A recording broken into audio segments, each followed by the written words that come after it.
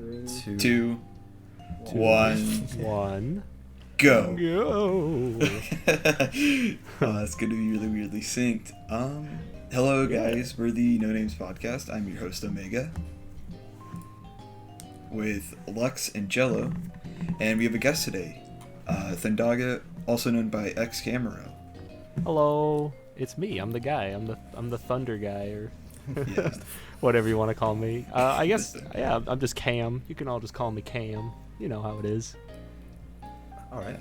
So, To start us off here, how do you feel being somebody who's more recognized than maybe others when it comes to because with Splice and Bushido, you got the most attention on the forums list. Oh, that's a great question. Yeah. I feel guilty, honestly, because this is a good starting question too, because Lux is right here, you know. Yeah. I'm speaking directly into Lux's soul here.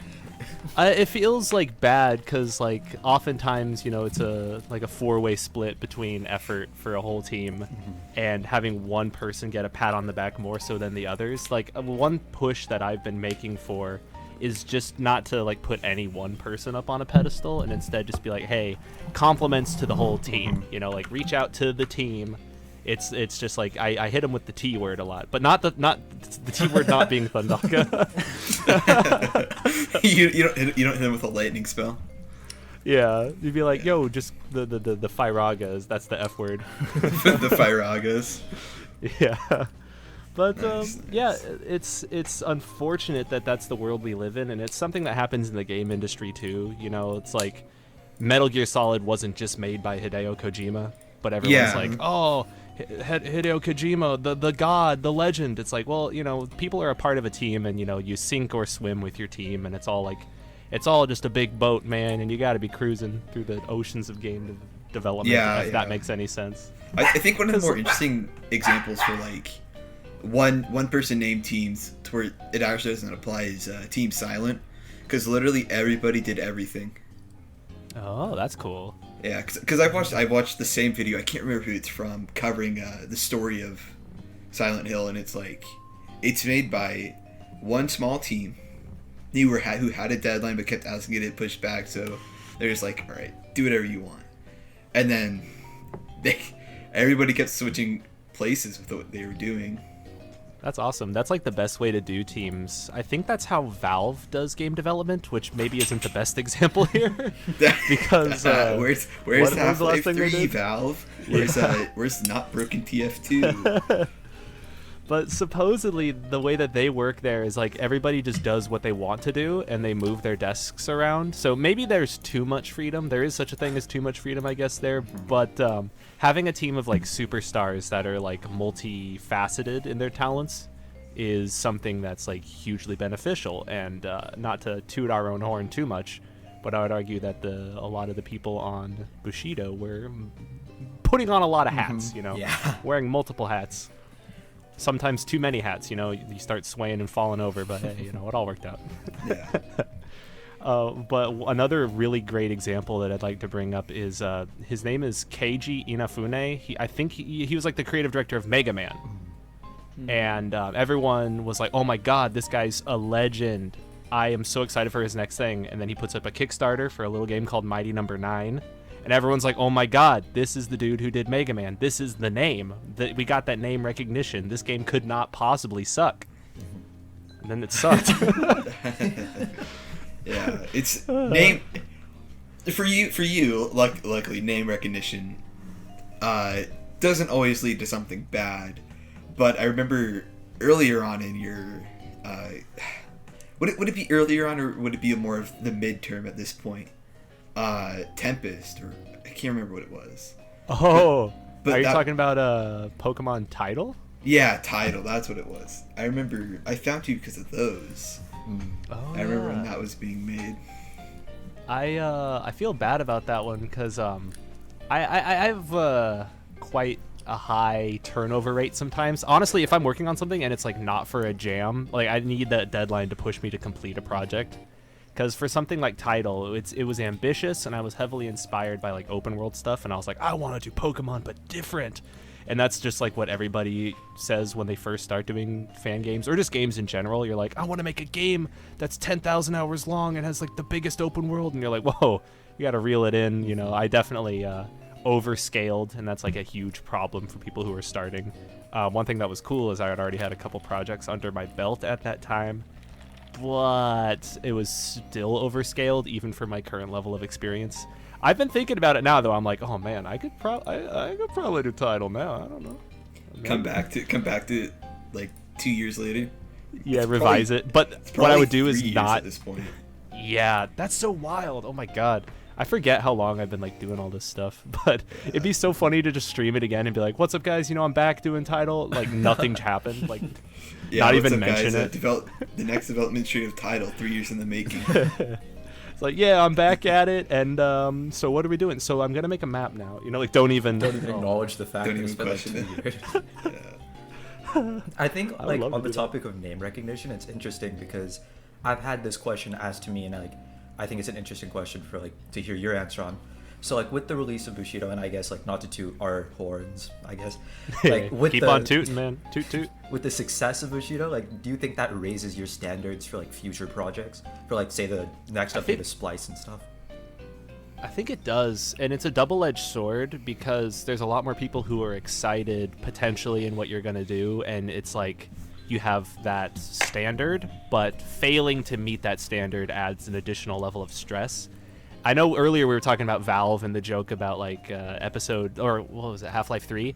Yeah. You know, when there's, I feel like that game's never going to come out partially due to the high standards that have been placed upon them.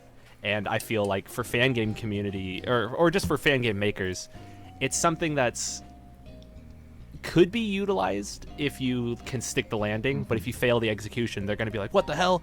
You made something cool and then you made this piece of crap.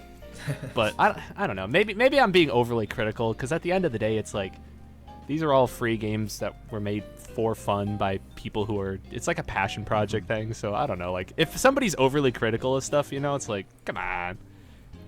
You want a refund on free? I mean, come on. I think All it's right. like- Well, speaking of standards, do you think the fan game standard will rise with the release of what I like to dub the Epsilon engine that's being brought to Unity? Oh, I'm not familiar with that, Oh. but So, I do yeah. think that standards are just raising slowly over time. Games like Xenoverse that are like pushing the envelope, like whenever the envelope is pushed, people are gonna be disappointed when they go back to something where the envelope is a little bit less pushed. You know, it's like we've already had this conversation, and I'm sure you guys are well aware of the meme now. And let's keep this meme going. But it's not a full game if it doesn't have 898 Yeah. Pokemon and Megas. Okay. Calm down. So like they should definitely, what we should do is make some sort of resource pack where it's like all 898 Pokemon and Megas defined, and it's just like, okay, well here you go, you have all the. Well, you know what? Actually, no, we could be spiteful about it too. But Well, nah, there's never mind. there's Spiteful's not already good. the Gen 8 project, Yeah. which I believe has all of that stuff. What we need to Yeah, do, implementing all of them isn't the trick, or isn't the hard part, I guess. It's like making them work in your story and game in a way that doesn't suck. Yeah. I had mentioned this before, but that's kind of the problem with Pokemon Whack. Oh, They yeah, have we were talking about they this have last the time. Gen. Yeah, I love they that have the game. They have the Gen 7, but all the non Whackmon are in like caves or forests or like mini secluded areas where you have to go to find them. Yeah, so And- them being in the game doesn't like actually contribute anything. It's like, cool, you made a one small map where people can go hunt for like 8 Pokemon, and then you just made a bunch of those. But Whack has a lot of other problems. But Whack is a game. Whack is a game. oh man, so I Whack was one of the first like long Let's Plays I did on my channel, and I kind of got broken in the first episode, and people left comments that were like, holy shit, this is not the Thundaga that I know. And that kind of stuck with me because everything that I had done before that was like a tutorial, and I was very formal. I was like, hey guys, today we're going to be covering blah, blah, blah. And then I started playing Pokemon Whack, and then I chose like Attack Helicopter, and I was like, oh my god, what the fuck is... And I was like swearing a lot, and people were like, whoa, he swears? Whoa. Yeah, I became edgy I didn't choose the Abyss character. No, I didn't even know. I guess I gotta replay that game and see all the other options. Yeah, it's a complete at this point now. Oh, it is. Oh Yeah. man, that'd can, probably be worth revisiting. Yeah, I can try. It's And like get, wood type. yeah, I can try and get a download from Kizzy since I'm not in the server anymore, or just an invite link from him. Since I talk to him every now and then. That's so cool. Do you have Yeah. to be in the server to get the download, or is there like a public link? It's a. I don't know if you can find it anywhere. You might be able to find it on Poke Community, but that's the only one place I know where to get it. God, that game is so good. Yeah. Speaking, just a quick tangent on Whack. Kizzy and Sheriff are working on the second Whack game. There's another Going Whack into- game? Ooh. Like a Whack 2? Yeah, and yeah. I think he dubbed it something. Is it like Whack 2 or is it Pokemon Whacker? No, Or like... Imagine like a Pokemon I'm Whack. assuming the name is Whack Creatures, but that could be wrong. Oh, but they're they using should, a different. just drop the Pokemon name. Just go all in on the Whack. I like that. Yeah, but they're using a different engine for RPG Maker. Yeah. Really? Go RPG Maker. I'm not MZ. gonna. He said it's a secret what it does, so I'm gonna keep it a secret. But I'm just gonna say they're using a different engine with RPG Maker. That's awesome. I definitely would like to see more people do that. Because I don't want to turn this into the like let's stop doing Pokemon. Like I don't want to grandstand on that, but I do think that there's so many freaking talented people in the community that it's like, hey, let's make our own like IP or something like. Or one thing I thought that would be funny, and I don't think that we should ever do it, or I don't know, it would take a lot of time, but Temtem fan games or something, because I feel like Yeah. Well, Let's make we had Digimon talked, we had fan- talked Exomon about fan this. Yeah. Either it'll either be last episode or the episode after this one, depending on our upload. But we talked about it, and it was, well, if we're going to the Unity engine, why not just make your own IP with your Yeah, Pokemon? definitely. Like if you're separating yourself Because- that much from the community, it's really like Yeah, at what if point you're are you going considering that yourself? far- yeah, you're just going full on indie game dev at that point. Like Yeah, just go all in. like, props to the Pokemon Epsilon team for like going that far to start like basically reworking the Pokemon Unity engine to the point to where it's more stable and the mapping's better. And but that's also the problem with like everything like PSCK, Essentials. Not too sure about Poke Engine, but a lot of those stay close to RPG Maker or have roots in RPG Maker. So it's not really separated. But the Unity engine's just a bigger world. Yeah. So I feel like that'll lead to more, but also separate groups. Just a Yeah, little bit of groups. context for people who are listening in and don't really know what we're talking about. The Unity engine, or the Epsilon engine rather, is something that's being developed by the makers of Pokemon Insurgence and Pokemon Zeta Omicron, and they're basically just porting like fan games onto Unity, so people can make their own fan games in Unity instead of RPG Maker, which is really cool. Oh, I didn't even realize that it was like porting other fan games onto Unity. Or Well, it's more like, they're they making decided their to, like, own remake fan them game, from and then scratch, it's or- open source. They're making a sequel to Zeta and Omicron, as far as I remember. You'd have to Yeah. double check with Frog and Chase with that, who I know are on the team, along with LJ. The big thing is that it's going to be that's like so open cool. source and people can directly like use it and edit it. So Yeah, because it's a branch of the Pokemon Unity engine, which hasn't been touched since November 2 years yeah. ago, maybe last year. I remember I saw this project of like Pokemon Let's Go Unity on Relic. Like I don't know how that's doing. It looked really cool for the record, but I don't like. Yeah. Yeah, but it'd really be cool to see more fan games on Unity and just more fan games pushing the limits in general. I think like feel like, especially though- with what? I was gonna say, I feel like if Yeah. like we start to move to Unity, it's gonna start to be like, you know, how there's like a divide, quote unquote, between like just, like the RPG Maker fan game community and then like the ROM hacking fan game community. We're gonna have like a third, I guess, quote unquote, faction among the community for like Unity. I feel like that's what's gonna happen once that comes. I think I could see that, but it's also like interesting because you never know. More of the RPG Maker devs might just move to Unity, because ROM hacking and like RPG fan games are completely different, just like territories. Yeah. But I guess like I'm not experienced with Unity at all, but I assume that it'd be similar to RPG Maker in the way that it works, or at least more similar than in ROM I've gotten hacking. used to Unity's interface, and it's a lot more user friendly than RPG Maker is in some aspects. But making events will be a lot harder, depending on what we're given. On the topic of like pushing limits, I know like Pokemon Xenoverse is a new game that has been like a lot of people can look at it and be like, oh, like was this really made in Pokemon Essentials, or like was this like, and especially because I think it was made in what version 16.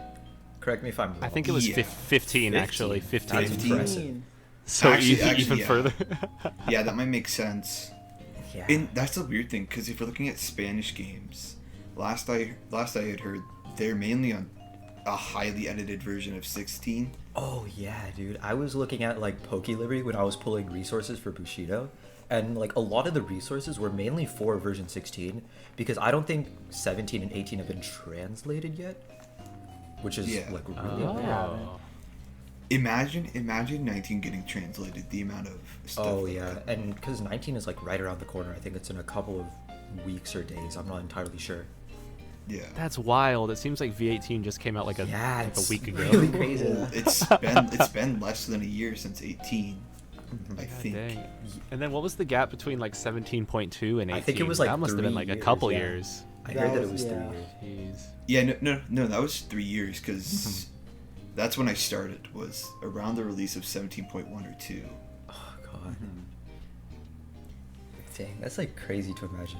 I guess for like me and Cam, like V19 won't be much of a difference because I think the main selling point there is MKXP, and like obviously like yeah. We've been there. Oh man, this just because Broskito is such a god. Oh, He was yeah. like, "Hey, do you want me to port Splice to MKXP?" And I was like, yes, please. What does that mean?" And he's like, "Well, the game's just gonna be better now." I'm like, It'll "Okay." just be Let's do it'll it. just be a better game. Yeah, But there's it's unfortunate because like with everything, there's pros and cons to upgrading, and we're learning now that there are so many people who are running games on older software that MKX like I'm so afraid of the V19 push, and then I guess as long as V19 also includes RGSS, it won't be a problem, but it's eventually RGSS is gonna have to be phased out entirely. The interesting I would thing with think. V19 is that I think like with Bushido and Splice, like it's like Ruby 1.9, I think, or 1.8, but then V19 is Ruby 3.0. So like a lot of older softwares should be able to support it. At least that's what I've heard from like Marno. So I mean, That's awesome. Yeah. Okay, in that case, I got no issues, man. Let's go. Yeah. 60 FPS fan games moving speaking, forward. Speaking of Splice, how is the next episode or ooh, that's other a good like question. Yeah. episodes going? It hasn't gone at all. Bushido's the main interest. Yeah, I've been working on like a secret project that I can't share yet, but Does it I've also been working include on. every Pokemon in Mega Evolutions Z moves? It includes all Dynamax 898 Pokemon, and it also includes Megas and Z moves and Dynamax. I'm calling it, and we have a new gimmick also where Pokemon get even bigger. I don't even know what to call it yet, but Does it have the Pokeathlon mining mini game? Oh yeah. You have to have Very all full 8 form regions. flip. Yeah. It's not a complete game unless it has the bug catching contest. Does Okay. it have Shadow Lugia? Does it have the Aura region? Like, I mean, come on. There's got to be Yeah. everything in it. Can you really call? I'm not even gonna play your game if it doesn't have all of these. You know, somebody Yeah, DM'd me, right? And like they were You're going through the Bushido. You're telling me you files. don't have the Coliseum Oh my God. universe canon in your game? I'm not playing it. Oh man, but yeah, this game's not even gonna have Pokemon in it. But Ooh. that's one of the most exciting things because I'm like, you know what? I wanna. We've been like doing some really good stuff, making some cool stuff, and I'm like, man, I want to put something on Steam. That's like a bucket list type thing for me. But Is this yeah, being made on RPG Maker? no, it is not. Ah, that's definitely interesting then. Yeah, I'm just dropping a whole bunch of hints. It'll be cool when it comes out, or when we'll need beta testers. So I mean, you know. Last time I beta But- tested something, I beta tested Pumpkin, and I didn't do anything with it. Oh, Pokemon Pumpkin? Yeah. Yeah. Oh, there's There's a pumpkin game? Yeah. Yeah, God dang. Pokemon Pumpkin by Ika, her Halloween game. Oh, that's awesome. I am so far behind on like all the games that have come out. I don't know anything, man. Oh, but yeah, all my time has been really for like Bushido updates, working on some secret stuff, sleeping. That's definitely. And then, a you good know, I have a call. full-time job, so I'm not like doing too much at night because I'm pretty tired usually when I get off work. But yeah, that's why I love the weekends. Saturday morning is like my favorite time. I get a cup of coffee, man, put on some podcasts, turn on my computer. You can Get in totally the turn zone. the No Names podcast. Let's go. Yes. Shout outs. You can follow at We don't really have it. Yeah, you can follow us in the description, the subscribe. Oh yeah, you button, can subscribe to the channel. Yeah, yeah. Yeah, There's guys. also, Yeah, you guys. know, Don't forget It's to right drop a there. like. There's also all 3 of our Twitters. Oh yeah, we have Yeah, our so Twitters follow and us the there. yeah. Listen, all the cool kids have already gone there and click subscribe. You don't want to be left behind. You want to be a Exactly. cool kid. It's right there. The button's right. It's pretty easy to go and press it. In fact, I dare you. Yeah. Turn it into a challenge. I have another Oh. big question for you. As like a big fan game questions. creator, while you're making content about Pokemon games, what do you view in the games as important? Ooh. As That's an outside super player good looking in. I think the most important thing is for the player to be having a good time at all times. Whenever I'm working on stuff, I don't care about difficulty. I care more about like casual fun. And I guess like keeping people strung along, I guess, keeping people like invested or motivated to continue playing.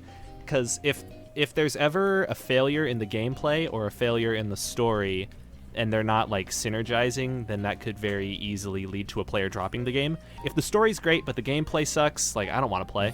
And if the gameplay's great, then maybe I'll play a little bit more, but they're like, why am I playing, you know? So I those are my, I guess, to come up with your one answer, I'll give you 2. Those are some of my highest priorities, and I'm admittedly not the greatest when it comes to like writing story. Like whenever I like, even for Splice, even for my other game jam stuff, like basically for everything that I work on, it starts with a rough idea and a commitment to that rough idea, and then everything else just kind of fills in later.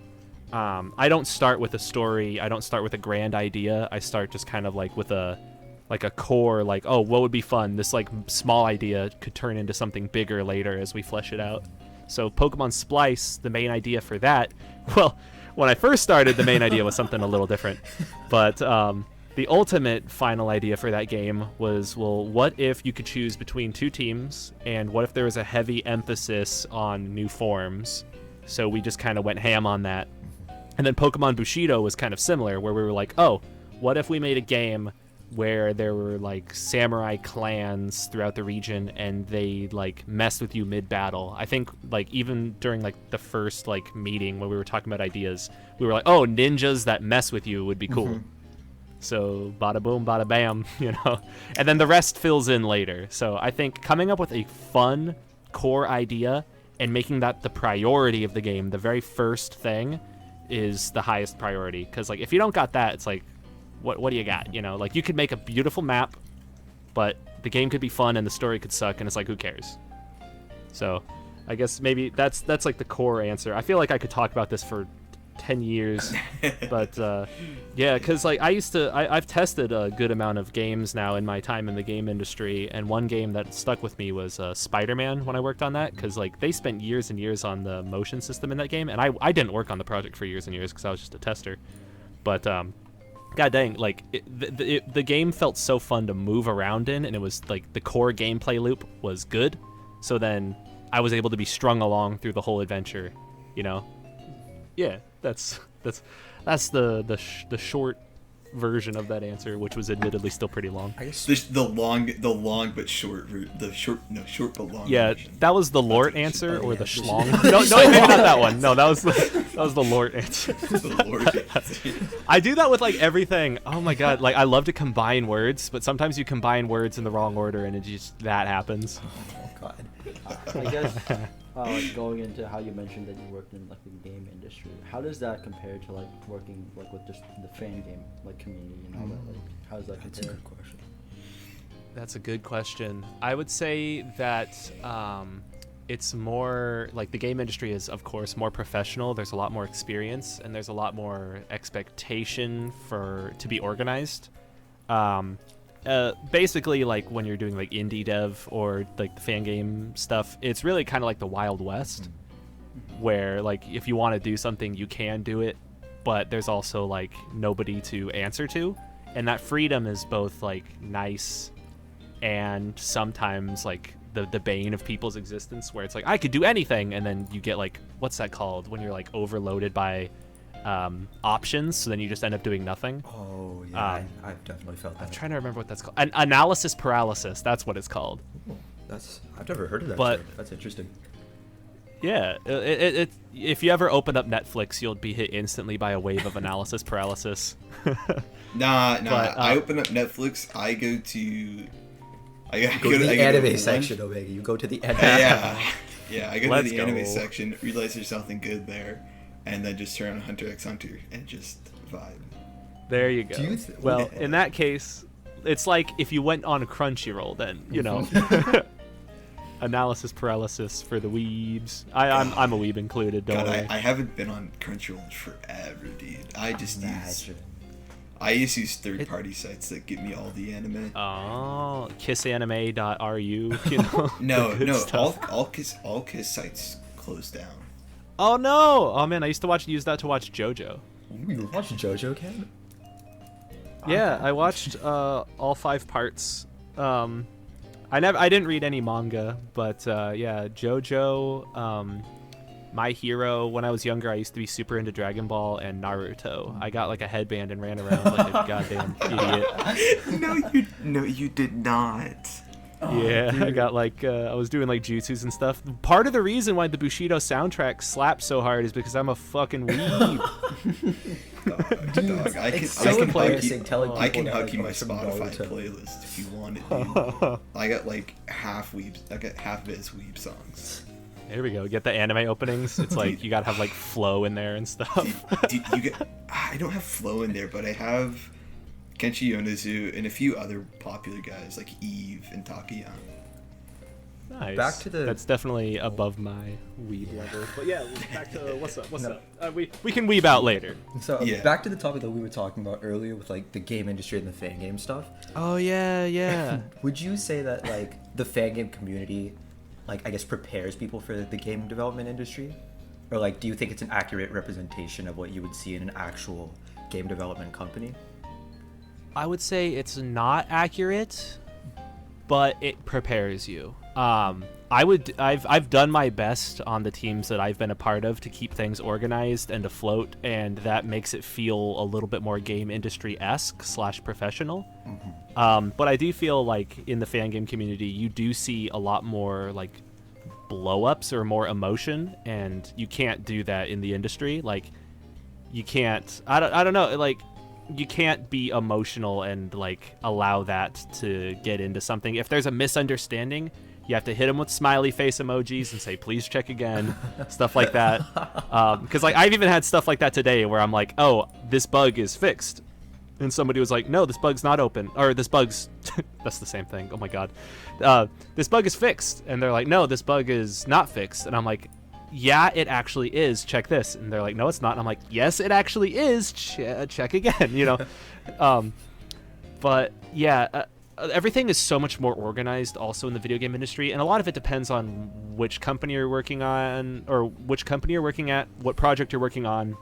But there's so much more documentation, so many more team members, and you know, like if you have a team of 4 working on something small, then you can afford to be a little bit disorganized. But you know, you start getting like Confluence pages, you start recording like bugs in Jira and stuff, like god dang, if you start getting a database with like 50,000 like bugs in Jira, and they're all assigned to different people, and you got like a task list and stuff, and like that's why being a producer is a full-time job. Video game companies have, you know, multiple producers, and depending on the project, you can have a producer for a certain game area. Like back when I worked on God of War, they must have had like, god, they had a shit ton of producers where it was like, oh, if you wrote a bug that's related to the main game story, it's either going to this person or to this person, and then that producer would then delegate it to a developer. But, you know, in the fan game industry, like, we don't have producers. We're kind of like just whipping ourselves, making like our own deadlines. And if we had producers, that'd be like both great and terrible, because like it's great because the projects are going to get made faster and it's going to be more organized. But it's going to be terrible in that it's like a full-time job at that point, because a producer's job is to keep you working and efficient. And I don't know. I mean, I like the more laid-back nature of fan game development. It's like, hey, if I feel like taking a night off, I'm going to take a night off. I can work whenever I want to. Because, yeah, if a producer saw you taking a night off, they'd be like, hey, why? Get back to work. Yeah, producers are cool. Like the company that I'm currently at, Unbroken, I love everybody there. Everybody's super awesome. And the producers are like, hey, man, you know, if you find a bug and you think you can't fix it, or you think somebody that is on it like can't fix it or whichever, send it to me and I'll send it to someone else. You know, give me all the info and we'll get it going. So it's good stuff, man. But I feel like I still didn't answer the question. I was just talking about dumb shit. In general, working on a game, the most important lesson that I can say that people should take away from working on fan game projects is working with a team and learning how to be a team player, because that ability to work with a team, answer requests, and kind of like divvy up stuff and organize is super, super important, and that's a skill that translates just to every aspect of life. Yeah. I think like because my family, most of the people in my family work as like software engineers for big companies. Like I know my uncle works for like Netflix. My mom used to work for Thomson Reuters, and so like they always used to talk about like, I guess kind of like not being able to see where their work was going, or like what was happening with the stuff that they made. So do you think that kind of concept like still applies in the game dev industry, or like do you think you're able to see the fruits of your labor? One thing that's really nice is that I do think that you are able to see the fruits of your labor in the game industry in particular. At least it depends on your job, because in my current job, it's so much easier to write up a bug and then see it get sent to somebody and then eventually track the status of it, see it get fixed, and then regress it. Like the bug will come back to you and then you can say like, oh, it has been fixed. I've made the game a little bit better. Mm-hmm. And that's always a nice feeling, especially if you write up like 20 bugs and 20 bugs get fixed and you get to like check them all the next day and you're like, oh my God, I just made the game 20 bugs better. But it can be depressing if you write up 100 and none of them get fixed. So you feel like you're just kind of throwing bugs into the void. But that's what's so great about fan game dev stuff. You can make a change and see it immediately. That's one thing that's also really cool about Unity. One thing that's not so cool about Unreal is sometimes you make a change and you have to push it and you have to wait and you have to like compile like shaders and stuff. And I mean, I guess Unity sometimes has to do that as well, but oh my gosh, the faster it is to like iterate on cycles and stuff, I feel like the more rewarding it is and like the more like almost like more approachable the game engine is, because like I want to make a change and I want to see that change, dang it. I think like that's fair. Yeah. On the topic of seeing changes, I mean Bushido has been doing pretty well in terms of just we've been seeing some changes to the page's view count. I'll tell you what. So I guess like how do you feel about, this is a very general question, but like how do you feel about the success of Bushido? Like do you think it's like, what are your thoughts on it, I guess? I think it's awesome. It's unprecedented, it's unexpected, and it's something that brings a huge smile to my face. It almost feels unreal, you know, like I'm gonna wake up tomorrow and it's gonna be March 14th, you know, like yeah, it's just wild. It's so surreal, like popping open some of those bigger YouTube videos, like seeing Voltsy or A Drive, you know, and like A Drive's part 1 has like 100,000 views at the time of this recording. Yeah, the A Drive, that was out of left field for me personally. The server was blowing up after that. That's awesome. And it's so weird, it's so unreal. God, I was laughing to myself because I was watching A Drive's part 3 video today because I was like, oh, you know, I'm downloading my latest builds at work. I might as well, you know, I'll put on some background noise while I'm like looking at other stuff. And it was so unreal. He was like reading dialogue that we wrote, and then like in between, he was like, "Oh yeah, by the way, guys, download my or not download. What the hell? Purchase my new G Fuel. Yeah. G Fuel." Oh my god! And I was so like, "This crazy is so 'cause I was weird." like, "Oh my gosh, this guy who's playing our game has like connections to G Fuel." And I was like, This is so weird, and I don't know why the hell I said download G Fuel. I don't think you can. Yes, download G Fuel through a USB stick. You and wouldn't plug it download a into your car. shaker. You wouldn't download a pizza. Yes, I would. You wouldn't download a computer. You wouldn't download G Fuel, the new shiny sparkle flavor. But that was so weird. I was like, oh my god, this is a game that we made, and then there's this promotion in it where he's like, hey, by the way, get the new. Could you imagine where somebody's like playing Bushido and they're like, oh, by the way, get the new Coca-Cola Zero, yeah, half off. That's what that felt This like. episode It felt of so, Bushido like, brought to surreal. you by. Yeah, it's so weird. It's cool, but it's weird. It's something because like I used to actually watch like Let's Plays for other games that I worked on as well, but like none of them had blown up like this. And it's really funny actually seeing people do like the whole like YouTuber reaction stuff also, where they run into a Pokemon and go, "Oh my god! Oh yo, it's a Yeah. Pikachu." Yeah, I bet it's also helped with the announcement of Legends Arceus. Oh my god. Yeah. Oh, With so the, that one's a bittersweet one. Yeah, with the Edo themes.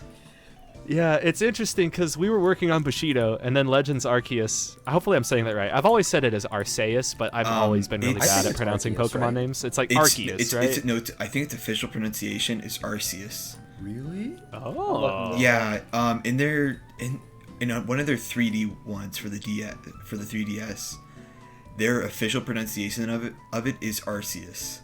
Really? It's funny how they managed to fit arse and ass into the same name. Oh god. Yeah. Oh gosh. But their official pronunciation of Pidgeot is Pidgeot, so Really? I mean, we could Yeah. throw that in the trash. Yeah, it's Well, at least the God. Pidgeot one. yeah, Yeah. their spell, how you have to say stuff is really weird sometimes. And the third Reggie, don't even get me started on that Reggie one. Che. You already Red know. Velvet. Yeah, there's Reggie Steele, Reggie Rock, and Reggie Che. Yeah, totally. I've got a glass of Iche water right here. Actually, I'll take a sip. But what were we talking about? Oh yeah, Legends Arse Ass. They announced that after we had already started working on Bushido, and we're like, oh, this is cool. But now everybody's gonna think that our game is a Legends Arceus, or I mean, Legends Arceus fan game, or maybe not everybody, but some people would put that in their video title. But I know, like, Man. when I was trying to sell the game to people, well, not sell the game, kind of like convince like some people to play it. I was for like $5. yeah, I was like, oh, this is a game that's similar to Legends Arceus, and like I had to use that as like a selling point. I mean, obviously, I feel like people would still play it regardless, but it's still. Well, like, the really weird thing fun. about that too is Pokemon Conquest has been around for a Exactly, long, yeah. long time. I feel like people would like draw more connections to Conquest, especially considering we literally use like Conquest music, but Yeah, it's like our wild battle theme. yeah. The game starts, and I mean, there's your intro theme, but then when people hit new game and play, immediately it's like the Conquest like event map starting theme. So god dang, our game is more of a Conquest game than an our Legends ass. Legends Arceus. Yeah, Legends ass. Hopefully that game doesn't suck, because then everyone would just Oh, call it God. Legends ass. But we've already got it on lock, Yeah. so I mean, we could just call it that. Yeah, everybody's playing down the DPP remakes. Oh yeah. And are playing Pokemon Legend Arceus. Or Yeah, Legends that's so Arceus. frustrating. I'm certain that the Diamond and Pearl remakes are gonna be fine, but everybody's just like, the characters look weird, game sucks. It's like, whoa, hey, what? I'm more interested in the soundtrack. I want to hear those remixed tunes. Can't wait for like the orchestral versions of like the soundtrack. Yeah, they're gonna do like a remixed version of like Cynthia's battle theme, and it's like, okay, well, nothing else really matters. Okay, that's the galactic brain takeaway. And at the end of the day, you could always just go everybody's back like- and play the originals. Everybody's Yeah. gonna be like, I got Cynthia round 2 for this game. Oh. No, everybody's gonna fail again. Well, another thing is this means we're also one step closer to Gen 5 remakes. Exactly. So, Gen- so think about that. They should just remake them all, put them all on the Switch. I want to play all the games on my Switch. Can't wait because for the the Switch third is so cool. Kanto remake. Or well, I guess the What I want fourth. Oh. on the Switch. Do really you think they're want gonna give Mother Charizard a Food. new form? Oh, that's what they need to do. God dang, if you want to play Mother 3, you have to download like a jank, like, well, it's not that jank, but like a ROM translation. Yeah, I downloaded it and installed it and then played it to see if it worked, and I was like, oh, I'm so gonna record this, and then I never did. Hey. Oh man, I haven't played any Earthbound. I have played Undertale. I want to play Deltarune, but I really, really need to play Earthbound because I'm very interested in making kind of like an offbeat RPG sometime in the future, and that's like the granddaddy of them all. Mm-hmm. And there's so many games now that are coming out that are just like Earthbound again. You know? Yeah, there's an Earthbound, like heavily inspired Earthbound one. I think it's Odyssey. Oh yeah. And that one's been in development for a long time now. And it's one of those ones where it'll be out when it's out. Yeah. For a bit, they called it Mother 4. Yeah. Yeah. Okay, I remember seeing that. Yeah, because it would be like a spiritual successor, but now it's its own game as a spiritual successor. Hell yeah! So now we can buy it, and now they can make money for their development efforts. Exactly. Yeah. I like the sound of that. Oh man, that's cool. There's so many like good games coming out too. It's hard to keep track of everything. I'm falling behind. I'm spending way more time like working on making games than playing games. So now when people are like, "Hey, did you play the new thing?" I'm like, "No." I feel bad because I literally bought a PS5 and I'm like have barely touched it. Oh no. Yeah. It's because I bought it and then we immediately went into Bushido dev, and I'm just. Hey, if you don't want it, I'll take the PlayStation. I'll be out there. Send it to me or Cam. So selfless. I played a bit of the Spider-Man game, like the Miles Morales one. It was really good. Like, it honestly took me by surprise. Because I haven't played like I guess this is a weird thing to say, but I haven't played any of the more like mature video games. Like I don't think I've played a single first-person shooter, which is really weird to say for like somebody of my age. But yeah, like I think that game was probably one of the first Sony games I've ever played, which is really weird. Dang, you got a nice history to go through now. Dude, I only use my PS4 to play Persona 5 Royal at this point. Hey, nice. Oh yeah, I haven't played Royal, but I love Persona 5. I have a Persona 5 skin on my Switch. I think my first exposure to Persona was probably Smash Bros. Like when Joker was revealed, I had no idea who he was, which is really sad. No, that's fine. Honestly, I do feel like that's got to be like 99%, maybe not 99, but like the overwhelming majority of people probably were exposed to Persona when Joker came to Switch. But now that means they get to play all the games and have a very good time. Exactly. But I felt that way about Xenoblade Chronicles. Also, the problem becomes people are going to compare SMT to Persona when it's supposed to be the other way around. Yeah, I still haven't played any SMT games, which might piss some people off, I guess. But I've always been more of a Persona guy. I have SMT Nocturne downloaded. I need to play it, but I have it downloaded for. There you go. That's a good first step. There's so many series out there that I need to catch up on, like SMT. I guess like Persona. SMT is more episodic. I've heard like I guess all games are, but for Persona, it's 1 and 2 have connecting universes. 3, 4, and 5 have a loose connected universe. But SMT, it's all their own story, as far as I know. Oh, so kind of like a Final Fantasy then? Yeah. Ooh, Final Fantasy is another series that I have not like touched. Ooh, so wait, have you not played a single Final Fantasy? I don't think I've done like anything Final Fantasy related outside of like I mained Cloud in Smash Bros. 4. I played Final Fantasy on my TI-84 graphing calculator. What? I mean, I played. I haven't like gone through it or anything. I've just been like, all right, let's open it up in middle of class. That's crazy that you could play Final Fantasy. So it's Final Fantasy 1, I assume then. It's it's not Final Fantasy 15 on a calculator. No. It's just I gotta tell you guys an amazing story about TI-84 calculators and games. When I was in high school, I had a friend who was working on programming and assembly, and he actually showed me how to do some. And he would make games to play on his TI-84, and he would share them with our class, and we'd play different games and stuff. And I was obsessed with playing Snake. And one of our friends he shared a Steam account with, and then that friend changed the Steam password. So he was like, hey, you locked me out of my Steam account, bro. That's not cool. And he was like, sorry, man. And then he was like, hey, change it back so I can get my Steam account back. And he was like, nah. So to F with him, this guy who learned how to program in assembly, he programmed a virus essentially for a TI-84 calculator, and he put it on this guy's TI-84, and the virus made it so that way it inverted all the colors, so the screen was black and then all the text displayed was white.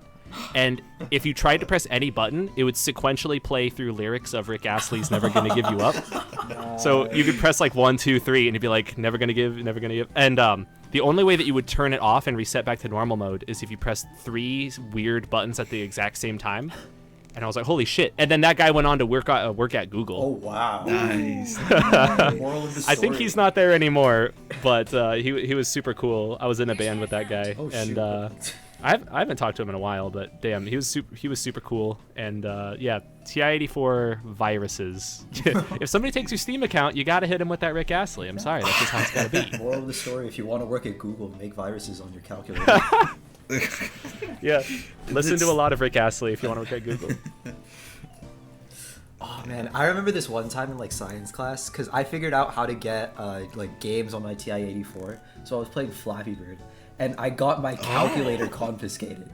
And it was the Oh, weirdest no. thing, because like they took my calculator, and so I went to like the administration. I was like, "Hey, my teacher just took my calculator. I have no idea why, because I was quote using it for math." And it was like such a whole deal. Because they were like, why would you take your kid's that's weird. calculator? Like, obviously, they'd be using it for like math and stuff. And the teacher was trying to prove that I had games on there, but they had no way to access it. And it was the funniest thing. I got You him. got games on your calculator? They were like, oh, I swear there were games on here. And they were like messing with it and stuff. And I like, it was so great. It's such a simple way to access it, but because you just go to apps on the calculator. No, but they were pressing some weird buttons that not even like I knew how to get into. Yeah. The next goal Damn. is to get Bushido Sounds on like a they got calculator. owned. Yes. Oh my god. Oh my Based on the bug chat in the Bushido Discord, you would think that people are trying to run that thing on everything. Oh, dude, some guy Oh my asked God. me if he could get it running on like a literal like physical GBA emulator, and I didn't know what to say to him. 'Cause Say probably not because it's not Yeah, I a was ROM. like- I do think though that would be a funny challenge. It would be Like who interesting. can get Bushido running on the weirdest device? I think it was My- called like the my Ambernic Samsung emulator smart or something. fridge. Here, let me like check. It was like Just throw, Yeah, if just, somebody can get it running on a smart fridge, we have to like send them something. exactly. just throw Joyplay on a smart fridge and play it, and you send them like $50. yeah, it was this thing. Yes. It's the Anbernic emulator, and they asked me if they could get it running. It's like a physical GBA that you can insert like SD cards that have like exe files, and you can run them. I have no idea if my it gosh. works. If it does work, that'd be insane. Yeah, it's like, man, we didn't anticipate any of that. I don't know. yeah. I was already like kind of bummed when people were writing up bugs that were specifically to like playing it on Joyplay. I'm like, man, we didn't make it for phones. And somebody like people were like writing bugs for like Mac stuff. But, like I don't know. Obviously, I'd want to fix the I don't Mac know, stuff, man. but like I don't know how to reproduce it, and it's just like a whole hassle. Yeah, I can't test it. I don't have a Mac. I don't know, man. I don't know, man. Yeah, But that's one thing that's wild. It's like it's one of the curses, I guess, of widespread. I guess I don't want to like sound too horn-tootingly arrogant and say widespread success, but it's more like more eyes on the project. Yeah. You know, leading to more people trying to download it on more devices, and some of these devices, man, it's like holy shit. I'm gonna get it running on my freaking smart fridge, like you Oh, said. yeah. I'm gonna get it running on like one of those like tablets that's like in the center of a car like console, you know, one of those the screens. Tesla game library, because Stardew Valley's on there. What? Yeah, Stardew Valley's How are on the people Tesla not gonna game get into car library. crashes? Oh my god. Oh no! Yeah, the popularity. Could is Could you definitely, imagine? like, a Sorry, problem. officer. It's crazy. Officer, I was getting the corn in Stardew Valley. That's why I had to run that light. Imagine getting pulled over and you just have Bushido running on your. It's like the License and registration? No, sorry, I got it. I found a shiny first. Let me get that real Show quick. you my Kenshi card. Oh my god, yeah, you don't have a driver's license anymore, you just have your Kenshi card. Oh no. That's all you need to drive now, actually, I think. Man. That was one of the new laws that just went into effect. Oh yeah, I heard about that. Yeah. That's why we've been seeing so many downloads, because people want to drive their cars, but they can't, because they don't have Kenshi cards. Hell yeah. the popularity is definitely something interesting. I never would expect, like, if somebody told me my fan game would be popular, I would have just, like, left it at that. But there's so much you have to do or, like, account for. Like, all of this, like, influx of people asking different questions. Like, man, it's just such a hassle to do. And it leads to so many weird edge cases. In a sense, it's really nice because it's like you have a large user base testing the game. So it's like a wide pool of QA testers. And some people are doing things that I've never thought to do, and it's creating new bugs. Or I guess it's discovering old bugs that were always there, but we're getting new bug fixes, which is really cool.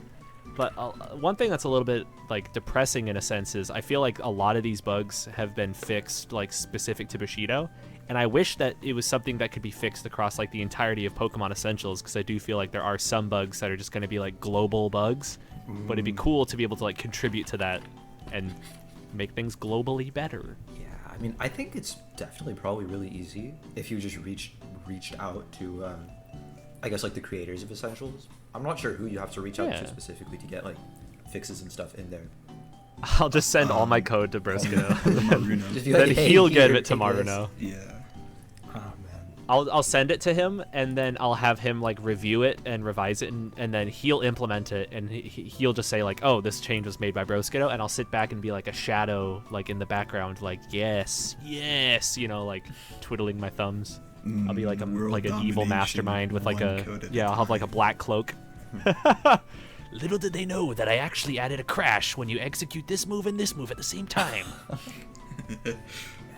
Sabotage. Yeah. Oh. I wouldn't want to do that. Have you ever considered like using PSDK for a game? Now that I have. 0.25 is on the horizon. Oh, so I'm so out of the loop when it comes to like PSDK's like update numbers. Yeah, you could have told me that they're on 0.69 and I would have believed you. But So I think they're actually on 0.25 1.20. is the combat overhaul, to where like the combat system actually Ooh. works. oh hell yeah, that's awesome. Oh yeah. 'Cause I'd be interested in working in that. Budgies has been helping out with that a lot. That's such a Because great of Umber user he's base, man. making. That's so cool. Oh, yeah. I would be interested in working in PSDK stuff. I think that was an idea that I toyed around with for the next Pog Jam. I think Ooh. we're probably not going to do that, but it would be cool to learn it and use it, because I feel like learning more stuff and I guess just knowing how to do more things never hurt anybody. So I would definitely be down to mess around with it, because a lot of the stuff I've seen from PSDK looks real smooth, and I like smooth. Ooh, yeah. PSDK has a very nice like feel to it. I don't know what about it makes it feels that nice, but it's just like it's so much smoother. It feels so much more clean in my opinion. Yeah, it's very zoomed out though. That would be like my one complaint, although it's to my understanding that you can control the zoom levels anyway, so it's like whatever, we could just zoom in and then problem solved. Oh, that's pretty nice actually. Yeah. I'm still friggin' traumatized though by that Vivillon, or is it Vivillon that I was trying to Oh, fight in yeah, Pokemon I think it was Labyrinth? Labyrinth, yeah. That traumatized me. I got PTSD. Oh, PTSDK! Hey! And there it is. It comes full circle. Wow. I'll be here all week. Bada bing. Hey, bada boom. So I guess as a person Part with of my like, stand-up game routine. dev experience, like professional game dev experience, what would you Yes. say like your favorite fan games in that aspect, if that makes sense? Let's see. Are you just asking like what are some of my favorite Pokemon fan Yeah. games, or just fan games in general? I guess it could be Because a I actually general haven't really. question. I probably shouldn't have opened it up like that, because I haven't played very many other fan games in general. Although I guess one thing that I used to do a lot was play like Halo fan levels, which is like kind of like a fan game in a sense. I made some when I was younger. I made a lot of Halo 3 and Halo Reach custom maps. It's actually so And my cool. friend's girlfriend made fun of me for it. It was fun. It was a good time. I made this super fucking cool map in Halo Reach where it was called Grotto, and it was all underwater. And my friend's girlfriend put on the Xbox headset, and then she was like, "Oh, hey, Cameron, did you make this level?" And I was like, "Yeah, I did." And she was like, "Wow, you have a lot of free time." Huh? I was like, "Oh man." But to actually answer the question, I recently finished playing through Pokemon Xenoverse at YouTube. I'm not gonna do that. No, you can. I mean, it's Oh yeah, at youtube.com/Thundaga. And that might be the best fan game I've ever played. In terms of event density and art. And by event density, I mean there's always something going on. It's just like you're strung along from event to event to event to event to event. There's just so much like shiz going on, and you go to a new area, and like they kind of like nail the themes in each of the area. At least in my opinion, I almost said IMO there, and I'm trying to like work that out of my like vocabulary. Like people who say like it made me LOL. You're like, oh god. I LOL'd until I was raffling. Oh my god. I only do that whenever it's like text conversation. I'll be like LOL. I was lamowing at your message earlier. I think I say IMO a lot, but it was a meme that I had with like Voltzion and Tristan when we were working on and Cristiano when we were working on Splice stuff. I would say I am opinion. I am opinion. It's like that's how you mess with people, or in my O, but that just sounds bad. That's not good. To be honest. That's to not be good. H. Yeah, exactly. We would say that, yeah. To be honest. TB. To be H. If I'm being To H be with you, H.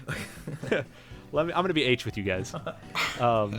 I think one of my other favorite fan games is Pokemon Fusion Generation. That was an old one that kind of got me into making fan games. And fun fact, there's a Wailord Wurmple crossover in that game called was it Wormlord? And I put Wormlord in Pokemon Noir as a reference or like a nod to Fusion Generation, inspiring me to make fan games. And Pokemon Noir, I remember I was streaming myself working on Pokemon Noir, and then that got like 10 or 15 viewers, and I was like, oh my god, this is so many viewers. Jeez. Oh. And then I kept on doing that for years. And then now you get 20 to 30 viewers on Twitch. Not And even then 20 to 30. I think his average is like 40 viewers per. Which is every time really I open, it's like 20 to 30. But maybe When it's I 'cause I'm did, hopping near the beginning and end of it. Maybe. When I did Splice, or I guess maybe like when I did Bushido, it got up to like 50 at sometimes. But yeah, I just got to keep that going, man. I got to get back into it and keep that grind up. Like maybe one of these days I'll just do like a month straight of streaming and see what happens, where we're at the start and where we're at the finish. Because goddamn, during Splice, during the game jam, I got like 100 gifted subs. Really? Which is insane. That's crazy. There was a time where I had like 130 people subscribed to my Twitch, and I was like, holy shit. Oh, dude. I remember like am I blowing up right now? I was only ever subbed because of gifted subs. And I remember like everybody was able to use emotes at one point. It was really cool. Yeah, spam those pogs. God dang. Yeah. It's crazy. Speaking of like jams and game absolutely jams crazy. and stuff, do you have any like Yes. plans to enter, I guess, future game jams? Or I guess just do fan game stuff in the future? I would still like to. I think it's really fun. It's a good way to kind of like put your design skills to a test and kind of challenge your mindset. I'm a big fan of the mandatory deadlines because otherwise I feel like my lazy ass would never get anything done. So I would like to make a bunch of short, silly games instead of like one grand game. Although lately I've been thinking like, honestly, it might be a better use of time to just make something big and grand. Because like I told you just a little bit ago, I finished playing through Xenoverse. And while I was playing it, I was like, man, I could do this.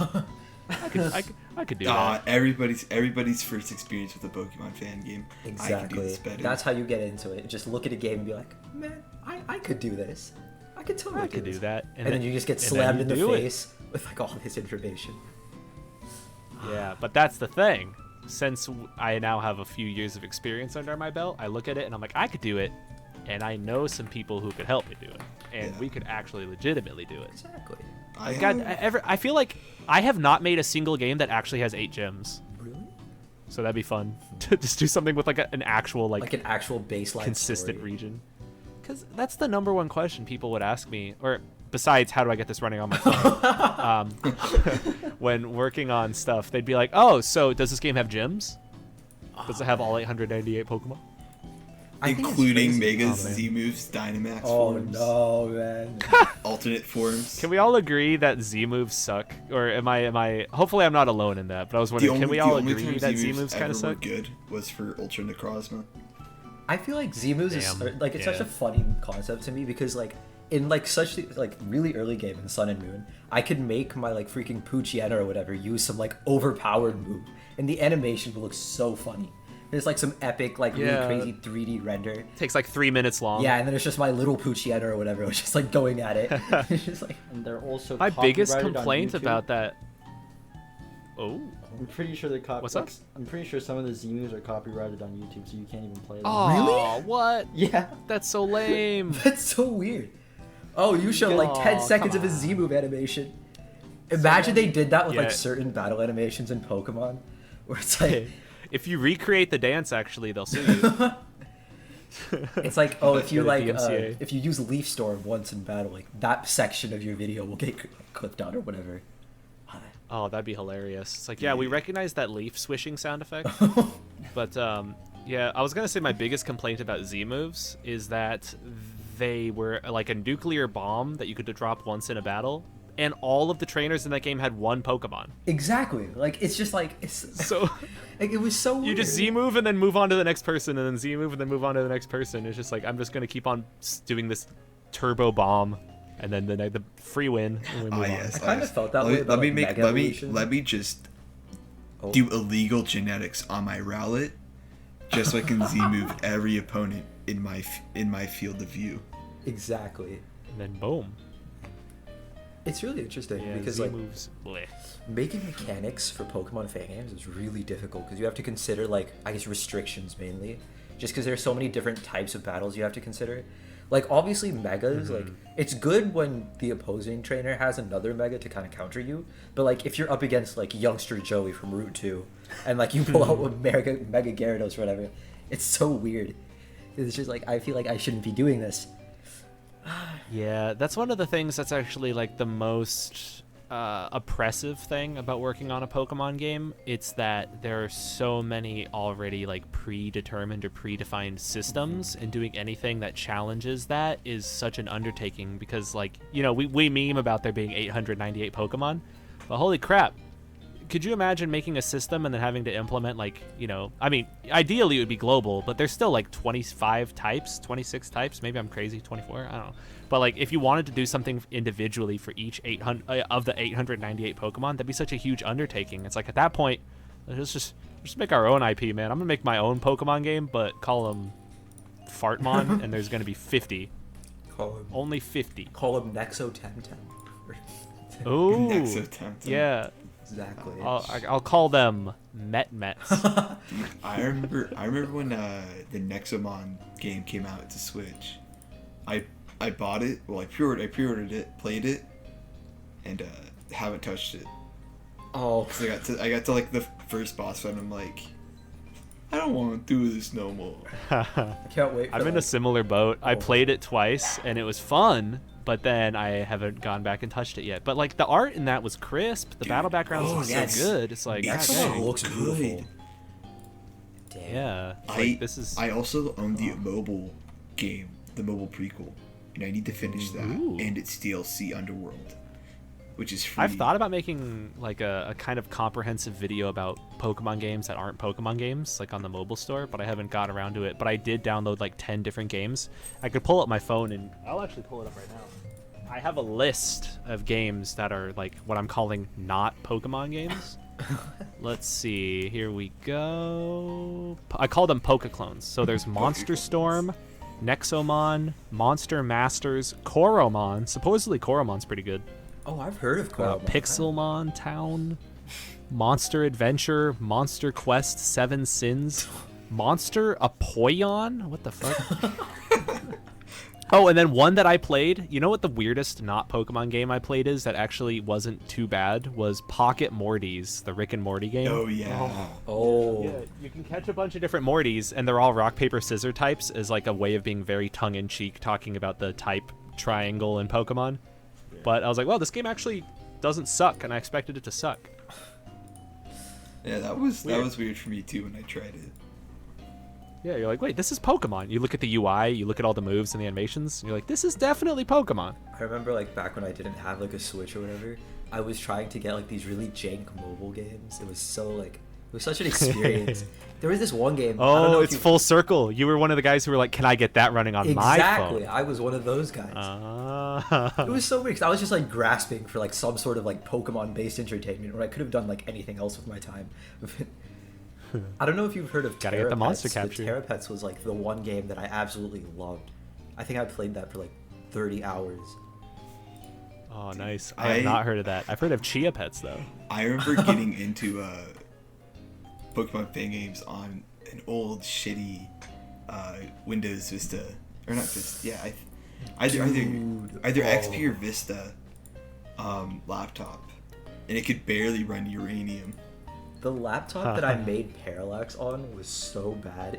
It's like laughable now. Cause like it was like its keys were like falling off. I think it was a hand-me-down. It was a touchpad, and it was so weird. I think it was Windows 7. I literally had to like.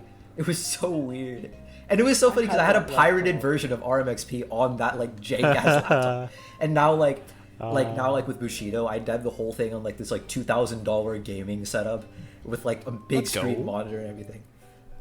It's just like That's awesome. That means you leveled up. Exactly. It's like a Pokemon. You evolved into your next like game dev form where you became a true gamer, and I got a. I'm guessing like maybe Alienware. You know, got them LED lights. You know.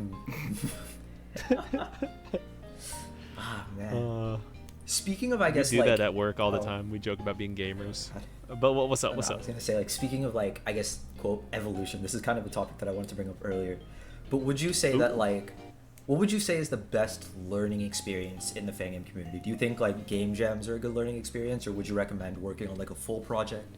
Like, what do you suggest? I would work. I think the most important thing is working with a team and learning to communicate effectively with others. Like if you're looking for skills that like transfer to the rest of life.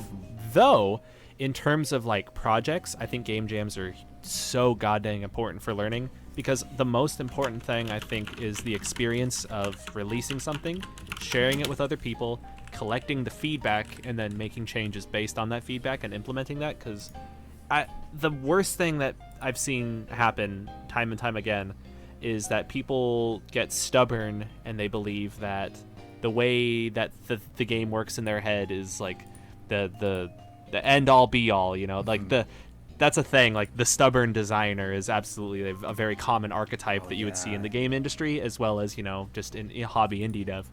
So sharing it with something, sharing stuff with somebody and having your ego be completely destroyed is very important. Release a game to people and then have them run into crashes over and over and over again until you have no ego, and then you'll be a good game dev. I remember I was like that with Parallax. It was such like an experience because I was so proud. Like the day that I released it, I was like, "Oh yeah, this is like the best fan game in existence. Nothing can top this." And then 3 days into it, I was like, "Oh, this game sucks. Like I should have done so much better." Yeah, like honestly, like everybody who works on something should always think that it sucks, because like it could always be better. And then when people run into crashes and bugs, and oh my god, yeah, you get knocked down a peg, and then over and over and over and over again.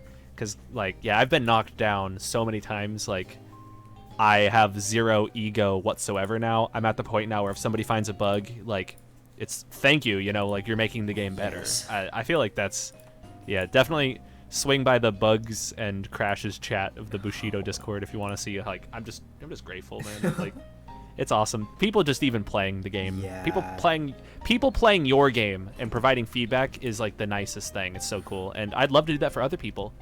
Did I tell you guys something really freaking cool happened to me the other day? Ooh, what? So, I did that giveaway for 20 RPG Maker Steam keys. And unfortunately, still one of them hasn't accepted my friend request yet, so I can't message them. But one person named Imprex sent me a demo or not a demo, a video of their project, and they said that they're working on a one gym demo, and they're going to send it to me. And I'm like, hell yeah! That's the coolest freaking thing ever. I'm so proud of that. That's so awesome. So they're working on a game, and now it's like, hey, you know, it's like making the world a little bit better place, or maybe the world a little bit more of a fan gamey place, which could be a better place. We're at almost an hour and 10 minutes. I think this is a good time. I thank you for giving us an hour of your time. Yeah, It's man. Thanks for absolutely. coming on. Thank you for Really having appreciate me. it. Yeah, definitely let me know if you want to have me on again, because I like just chatting about game stuff, Yeah, and I'm got sure- no I'm no sure- shortage of stories. I'm sure if we have you on again, we may not be focusing as much on fan games and more of just Just weeb game stuff and just life Yeah, stuff. I'll have to watch more anime as homework, you know. Yeah. I can give you. I got a lot of few catching up to anime, do. Give you a few manga. You know. Ooh, I'm very down for that. And yeah, maybe because I'd like to tell you guys like the story about my career trajectory sometime. Because man, I've been through some shit when it comes to the game industry. But if anybody's interested in game industry stuff, I definitely feel like I have a lot of insight that I would like to share. Not to once again toot my own horn, because I feel like I'm tooting a lot, man. Yeah. Like It's always good to I had a toot bean your own burrito or something. Just helps Yeah, make yeah. it feel nice. That sounds so Little toot toot. wrong. Well, Yeah. toot toot. Again, I have been your host for today, Omega, with my co-hosts Lux and Jelo. Thank you for coming out. We'll see you next Saturday, whenever that may be.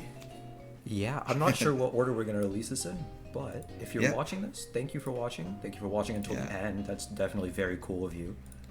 Yes. Thank you for listening to our amazing voices and We'll have.